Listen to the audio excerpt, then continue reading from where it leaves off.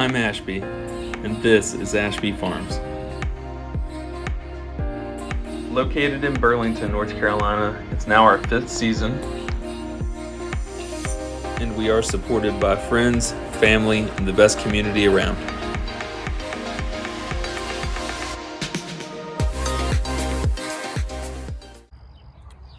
Alright guys, so here we are in the 3rd day of planting tomatoes. I'm going to show you how I do it. So this is a bulb auger I bought at Lowe's. They're about 20 bucks, and believe it or not, it used to be 1-inch thick metal all the way down, but over time it has come to a point, as you can see, because all the rocks in the soil out here have basically made it to where it drives a point, kind of a cone shape in the soil. Now that's actually not a bad thing. I usually run it down to about this deep right here, which gives me a 14-inch deep hole. And with tomatoes, they don't have a real invasive root system. So whenever I am pulling it back in, this is a real clay-based soil. So I like to pull all this compost in that we put down the other day and fill in the hole. I do mound it up, but I don't pack it. If you end up packing it, then all that clay compacts and the tomatoes can't get a good root ball down there. But if you just pull the soil up tight around it, over time it'll settle in and sink, and by that time the tomatoes have a nice root system going, and the hole itself will end up kind of filling in with water. So I go down the row. I've already zipped in 2 rows of 70 right here. We grow our tomato plants really leggy, and this time of day this one's kind of dried out. Let me get a better one here, kind of show you. The reason we grow them real leggy is all these are going to be future roots right here. So we want to drop this plant in about that deep, and as I mentioned, with the cone shape, this will go right down perfect in the bottom of the hole.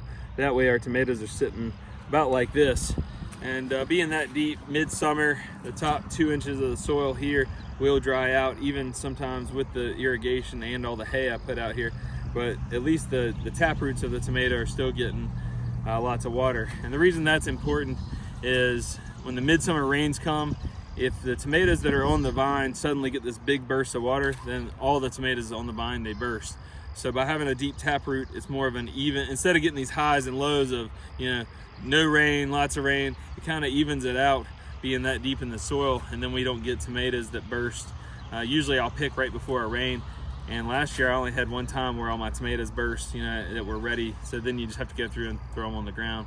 But so the next step we do, come along, usually I'll drop in like 4 or 5 at a time, put the deeper ones in the deeper holes, the shallower ones in the shallower holes, like this. And we'll come in, we're gonna get lots of that compost, pull it in around, bunch it up, like that. The last thing that I'll do is I've got all these buckets right over here. There's 6-gallon buckets, and I'll do 3 of them to the row, so that's about 18 gallons of water.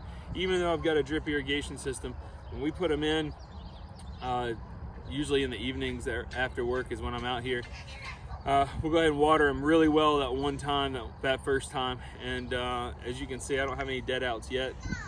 After 3 days of planting so far, that's 960 that are in the ground. I haven't seen one dead out yet. This is the method that works for me.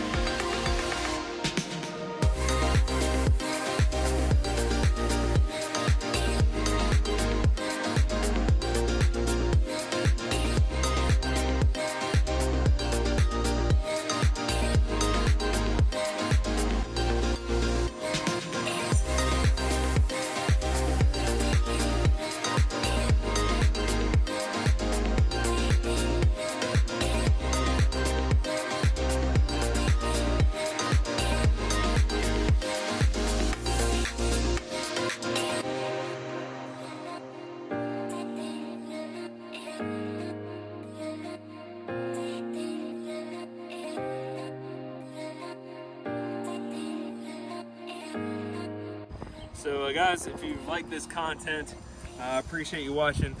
Please subscribe to the channel, hit me a thumbs up on the channel, and I'm Ashby with Ashby Farms. Thank you guys for watching.